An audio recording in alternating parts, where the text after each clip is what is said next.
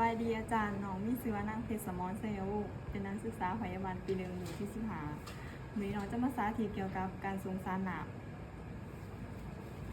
ประวัติคนเจ็บมีชื่อว่าอ้อยอายุ35ปีอาชีพชาวสวนบ้านโพนไส้นครปากซีแข้งจับประซักคนเจ็บเขามานอนห้องหมอขังวันที่3 เดือน 3ในเวลา 11 โมงตรงด้วยอาการอ่อนเพลียและขาดน้ำเนื่องจากคนเจ็บท้องอย่างรุนแรงและต้องได้สงสารน้ำทดแทนน้ำที่เสียไปนำเอกสารเขาไปหาคนเจ็บมีชื่อว่าอ้อยโมเล่อายุ35ปีบ้านโพนไส้นครปากซีแข้งจับประซักน้องมีชื่อว่านางเพชรสมรเป็นพยาบาลปีหนึ่งน้องได้รับคำสั่งจากทานหมอมาให้สงสารน้ำให้เอื่อยเด้อจุดประสงค์แม่นทดแทนน้ำที่เสียไปเพื่อมีอาการท้องและอ่อนเพลียจึงจำเป็นต้องได้ใส่น้ำในน้ำให้เอื่อยไปเข้าห้องน้ำเพื่อทายน้ำหรือทายเบากรแล้วน้องจะสงสารน้ำให้ดังเนื้อหาขั้นตอน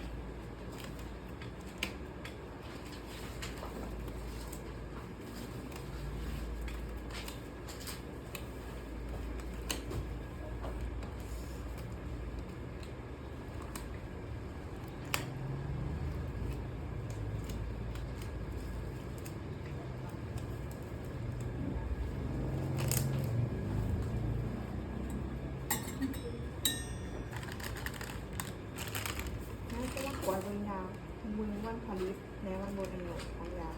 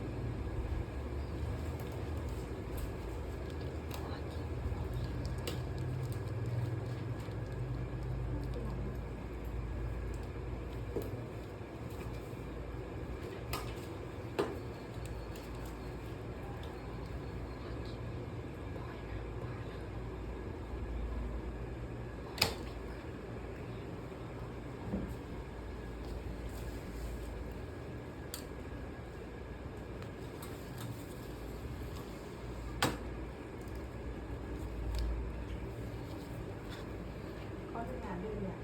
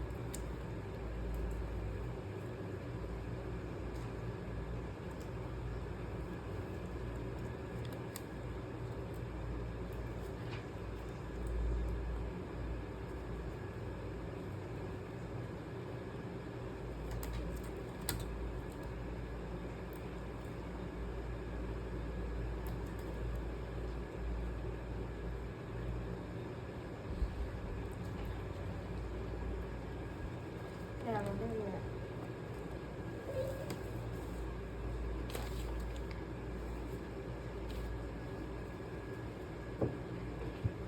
ให้เรียนพักผ่อนด้วยแนะนำให้เรียนนะมาแต่ว่าในเวลาเขาของน้ำขออยากเค็มทีเปลี่ยนอุปกรณ์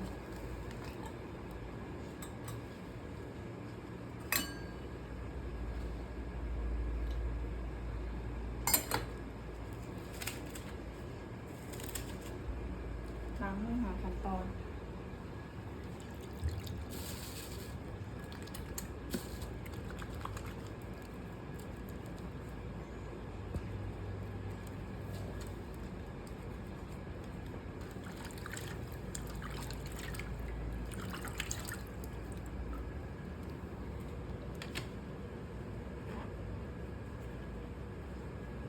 ก็เข้าใจอาจารย์